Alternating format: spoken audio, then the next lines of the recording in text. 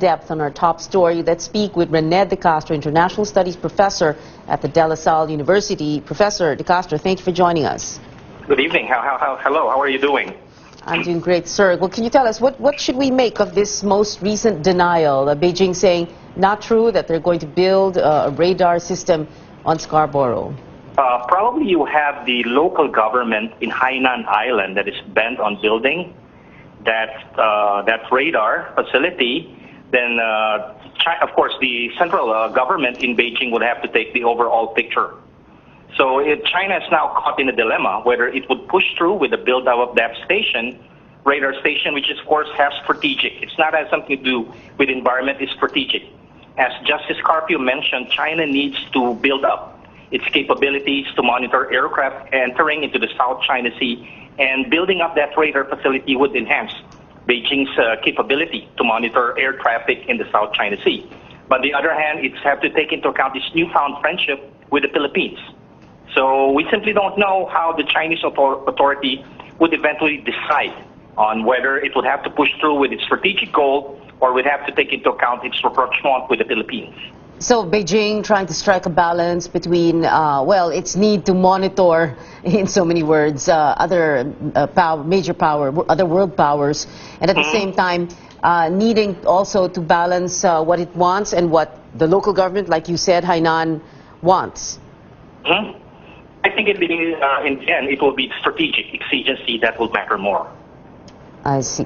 What good will all these diplomatic protests do? Note verbals, diplomatic protests. That's an indication that we're not accepting a fait accompli. That China would simply build a structure there, and we will end up watching it. At least there's an action on the part, although it's as I mentioned, it's a note verbal, simply inquiring. It's not a diplomatic protest. So I think it's the right approach, since we simply don't know what will be the Chinese action, whether they will actually build a structure or not. Okay. If they do build that structure, what kind of game plan can Manila play? I mean, of course, we don't have a credible navy that can face off with Chinese navy. No? So what good can we get out of this? Can we ask for something in return? Okay, you want to build there? Maybe we can get this. We could do some action. Compromise? Yeah, we can send a navy as a symbolic action, send a frigate, or at the same time we could adopt what the Vietnamese did when the Chinese brought a oil rig into Vietnam's exclusive economic zone. They mobilized their fishermen, their coast guard, and they started, of course, harassing that oil rig, which of course led to the death of, I think, one or two Vietnamese fishermen when a Chinese Coast Guard vessel rammed a Vietnamese fishing vessel. But, that's the case of the Vietnamese. They put their money where their mouth is. Do we have that capability, especially with this government right now, who I think is bent more on getting official development assistance from China rather than protecting our national patrimony? Okay, so are you saying that that's okay as long as we can get something out of this?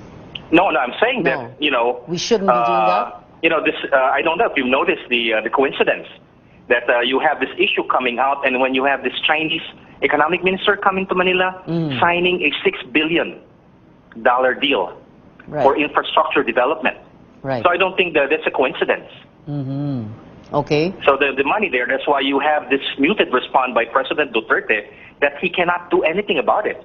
Simply, I think the fact that the government is taking into account the economic largesse being offered to us by China. Okay. Could that be the compromise already? Yeah, enough compromise. So we're basically surrendering, Surrendering. All right. Thank you very much, Professor Rene De Castro. Okay, thank you. For 2 weeks now, members of a